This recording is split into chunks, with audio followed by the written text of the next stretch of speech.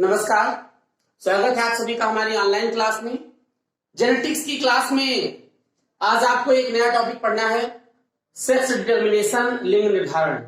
सबसे पहले मैकलम नाम के वैज्ञानिक ने सन 1902 में chromosomal theory of sex determination, लिंग निर्धारण की गुणसूत्री सिद्धांत को प्रस्तुत किया था।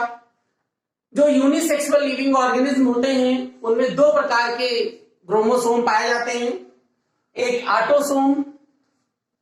ऑटोसोम या इनको हम कहते हैं सोमैटिक क्रोमोसोम। ये क्या करते हैं, ये कायिक कोशिकाएं होती, यानी ये हमारे शरीर की दैहिक कोशिकाओं या हमारे शरीर के जो बॉडी का जो डेवलपमेंट है, बॉडी के जो अन्य पार्ट्स हैं उनके डेवलपमेंट के लिए रिस्पॉन्सिबल होती हैं, यानी ये दैहिक गुणसूत्र हैं। क्या है ये? दैहिक गुणसूत्र, यानी ये गुणसूत्र हमारे शरीर की कार्य की और हमारे शरीर की बॉडी के डेवलपमेंट और बॉडी के फॉर्मेशन के लिए रिस्पॉन्सिबल होते हैं। दूसरे एलोसोम या इसको हेट्रोसोम कहते हैं। ये क्या करते हैं, ये लिंग निर्धारण में भाग लेते हैं, ये लिंग निर्धारण के लिए जिम्मेदार होते हैं।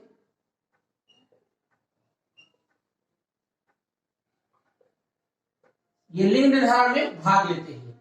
तो हम सबसे पहले स्टार्ट करेंगे, जो सेक्स डिटर्मिनेशन है वो मनुष्य से, मानव से शुरू करेंगे। तो सबका अलग अलग सिस्टम है, ये आप लोग देखते रहिए। सबसे पहले हम देखेंगे जो ह्यूमन बीइंग है, मानव की प्रत्येक कोशिका में 46 क्रोमोसोम होते हैं। कितने क्रोमोसोम होते हैं? 46। अब इन्हें पेयर में हम लिखेंगे तो ये 23 पेयर होते हैं। क्या होते हैं? 23 पेयर। इसमें से जो 22 पेयर हैं, यानी स्टार्टिंग के जो 22 पेयर क्रोमोसोम है ये ऑटोसोम होते हैं। क्या होते हैं? ऑटोसोम। और जो 13 यानी जो एक पेयर है लास्ट का, यानी 23rd यानी जो 23वीं जोड़ी है उसको हम क्या कहते हैं? Sex chromosome. क्या कहा जाता है? Sex chromosome. अब इसमें होता क्या है, ध्यान दीजिएगा कि ये जो 23वीं जोड़ी है इसके गुणसूत्रों में अगर हम इसे लिखें तो अगर 22 यानी ये 22 जोड़ी ऑटोसोम, देखो इनको हम ऐसे लिखते हैं, ये जो 22 हमने लिखा है ये 22 जोड़ी है, तो ये क्या है? ऑटोसोम। इनको एक साथ लिखेंगे और प्लस अगर XX हो गया, मतलब 23वीं जोड़ी के भी गुणसूत्र एक समान हो गए, ठीक है, होमोगेमेटिक। ध्यान दीजिएगा, एक बार यहां हम लिख दे रहे हैं कि जो एक समान होंगे इन्हें होमोगेमेटिक कहेंगे। क्या कहेंगे? होमोगेमेटिक। और XY अगर होगा तो इसे क्या कहेंगे? हेट्रोगेमेटिक। तो ये ध्यान देना है आपको, यानी 22 प्लस होमोगेमेटिक हो गया, XX हो गया, तो ये होने वाली संतान क्या होगी? फीमेल। और अगर 22 प्लस XY हो गया, हेट्रोगेमेटिक हो गया, तो ये होने वाली संतान क्या होगी? मेल होगी। ठीक है, तो ध्यान दीजिएगा। देखिए आगे एक क्लास से हम आपको समझाते हैं। इस प्रकार का जो सेक्स डिटर्मिनेशन है, इस प्रकार का जो सेक्स डिटर्मिनेशन है X और Y गुणसूत्र वाला, इसे XY सिस्टम कहते हैं। क्या कहा जाता है? XY system. तो ये XY जो सिस्टम है ये कहां पाया जाता है? मैन में पाया जाता है और ड्रोसोफिला में पाया जाता है, ड्रोसोफिला। ठीक है, तो ये एक बात देखिएगा कि जैसे मान लेते हैं कि ये एक मेल है। क्या है? मेल है। ठीक है, ये मेल बॉडी है और ये क्या है? फीमेल है। समझ गए? तो मेल के पास में आपको पता है X और Y होगा, फीमेल के पास में X और X होगा। अब अगर फर्टिलाइजेशन हो और ये मेल से X और फीमेल के, यानी मेल से क्या आएगा? ये स्पर्म, मेल के स्पर्म का X और फीमेल के ओवा, चूंकि ओवा में दोनों में XX ही है तो वो हर हाल में X ही डोनेट करेगी, यानी फर्टिलाइजेशन में X ही पार्टिसिपेट करेगा। लेकिन मेल का अगर X और फीमेल का X तो XX, तो ये होने वाली संतान क्या हो जाएगी? फीमेल। लेकिन अगर मेल का Y आ जाए और फीमेल का तो X भी आएगा तो XY हो जाएगा, तो होने वाली संतान क्या होगी? मेल। मींस मेल और फीमेल, होने वाली संतान मेल होगी या फीमेल होगी, इसके लिए रिस्पॉन्सिबल कौन है? तो मेल। कौन रिस्पॉन्सिबल होता है? मेल। अगर मेल से X आया तो होने वाली संतान फीमेल, और अगर मेल से वाई आ गया तो होने वाली संतान मेल होगी। ठीक, अब ये देखिएगा कि जो मेल होते हैं, ध्यान दीजिएगा, जो मेल होते हैं उनमें 50% एक्स क्रोमोसोम होता है और 50% क्या होता है, वाई होता है।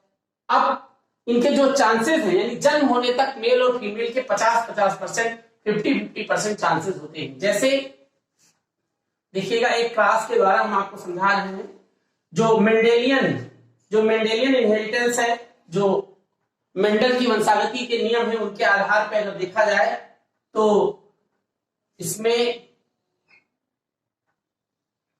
ये 22, अब ये पेयर नहीं लिख रहे हैं, ऐसे लिख दे रहे हैं, एक मेल है तो ये एक्स और ये वाई, ये मेल है ऊपर की तरफ ये, और नीचे की तरफ फीमेल यानी एक्स एक्स, तो ये क्या हो जाएगा एक्स एक्स, ये क्या हो जाएगा एक्स और वाई, ये क्या होगा एक्स एक्स, ये क्या होगा एक्स और वाई, यानी ये संतान क्या है फीमेल, ये क्या है मेल, ये क्या है फीमेल, और ये क्या है मेल, यानी 50% क्या होंगे मेल होंगे और 50% क्या होंगे फीमेल होंगे।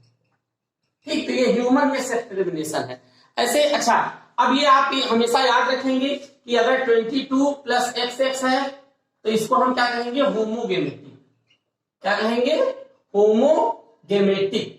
ठीक, और अगर 22 प्लस XY है तो ये क्या होगा हेट्रोगेमेटिक, क्या होगा हेट्रोगेमेटिक, यानी ये होमोगेमेटिक क्या होंगे फीमेल और हेट्रोगेमेटिक क्या होंगे मेल, ये आपको ध्यान देना है। ठीक है, फिर इसके बाद में कुछ और भी लिविंग ऑर्गेनिज्म हैं जिनमें डिफरेंट टाइप का सेक्स डिटरमिनेशन पाया जाता है। जैसे कुछ बर्ड है, बर्ड में उसको हम कहते हैं ZW या ZZ, ध्यान दीजिएगा, इसे Z से डिनोट किया जाता है, ये दूसरा सिस्टम है ZZ और ZZ और ZW। इसमें क्या होता है, इसमें उल्टा होता है, ये बर्ड है, इसमें ये सेक्स डिटरमिनेशन है बर्ड्स में। इसमें क्या होता है, आपने पढ़ा था अभी मैन में कि जो होमोगेमेटिक है, यानी होमोगेमेटिक, ये ZZ क्या है एक समान के गेमीट है, तो ये क्या हो जाएगा होमोगेमेटिक, और ZW होगा तो क्या हो जाएगा हेट्रोगेमेटिक, ध्यान दीजिएगा, ये क्या हो जाएगा हेट्रोगेमेटिक। ठीक, अब इसमें क्या होता है कि जो अब इसमें उल्टा हो रहा है, जो होमोगेमेटिक हैं वो मेल होंगे। अभी मैन में होमोगेमेटिक क्या थे फीमेल के, लेकिन इसमें होमोगेमेटिक क्या होंगे मेल होंगे, और हेट्रोगेमेटिक क्या होंगी फीमेल होंगी। ठीक, तो ये भी आपको ध्यान देना है। ऐसे ही बीज में, अब मधुमक्खियों में जो सेक्स डिटरमिनेशन है वो देखिए, वो बिल्कुल अलग टाइप का है, क्योंकि उसमें 3 प्रजातियां होती हैं, है ना, उसमें बीज में, ध्यान दीजिएगा। अब हम किसमें पढ़ेंगे बीज। अब इसमें मधुमक्खी में अगर हम देखें इसमें सेक्स डिटरमिनेशन अगर देखा जाए मधुमक्खी में, तो मधुमक्खियों में क्या होता है, इसमें जो मेल हैं ये हेप्लॉयड होते हैं, मेल क्या होते हैं हेप्लॉयड, इनके पास 16 क्रोमोसोम होते हैं, समझ गए, और जो फीमेल है, ठीक है, ये क्या होती है डिप्लॉयड, फीमेल क्या होती है डिप्लॉयड, इसके पास क्रोमोसोम कितने होते हैं 32। अब इसमें क्या होगा कि ये मेल है, इसके है ना, ये मेल है और ये फीमेल है, तो इसमें अब मेल में मियोसिस सेल डिवीजन नहीं होता है, मेल में मियोसिस सेल डिवीजन नहीं होता है, तो इसमें 2 अनइक्वल सेल बनती हैं, जिसमें ये स्पर्म है, इसका क्या है ये स्पर्म। अब इसमें 16 क्रोमोसोम ही होते हैं, लेकिन होता क्या है कि इसमें जो एक सेल है वो पोलर बॉडी में कन्वर्ट हो जाती है, ये पोलर बॉडी में जाती है, ठीक है,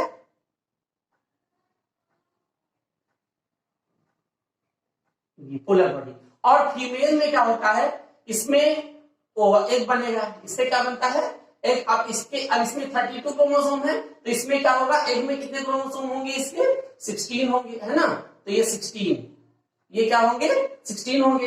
अब फर्टिलाइजेशन में मेल का स्पर्म और फीमेल का एक बनेगा, तो ये 32 हो जाएंगे, तो इससे जो संतान आएगी, इससे जो नई बीज उत्पन्न होगी वो डिप्लॉयड होगी, क्या होगी डिप्लॉयड, और वो क्या होगी फीमेल, डिप्लॉयड होगी और फीमेल होगी। और अगर ध्यान दीजिएगा, और इसमें जो अगर इसके एग सेल से डायरेक्ट अगर डायरेक्ट कोई नई बीज बनेगी, कोई नई मधुमक्खी बनेगी तो वो हैप्लॉइड होगी, क्योंकि इसमें फर्टिलाइजेशन नहीं हो रहा, ये अनफर्टिलाइज्ड है।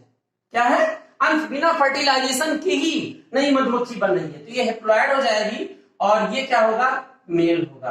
क्या होगा? मेल। तो इसलिए इसमें ध्यान दीजिएगा, इसमें जो अनफर्टिलाइज्ड एग है, अनफर्टिलाइज्ड एग, जो अनफर्टिलाइज्ड एग है इससे मेल बनता है, और जो फर्टिलाइज्ड एग है, फर्टिलाइज्ड एग से फीमेल बनता है। ठीक है, ये आपको ध्यान देना। अब ये जो मेल, यानी जो मेल हैप्लॉइड बना है, इस प्रोसेस को हम कहते हैं पार्थिनोजेनेसिस। डायरेक्ट एग से नई मधुमक्खी बन गई बिना फर्टिलाइजेशन के, इसको क्या कहते हैं? पार्थिनोजेनेसिस। ये मैंने आपको पढ़ाया था। ठीक है, पार्थिनोजेनेसिस। तो इस प्रकार से सेक्स डिटरमिनेशन होता है मधुमक्खियों में। तो ये आपके सामने हमने रखा, आप पूरा वीडियो जो है लास्ट तक देखिएगा, अच्छे से तैयार कर लीजिएगा, इसका नोट्स बना लीजिए।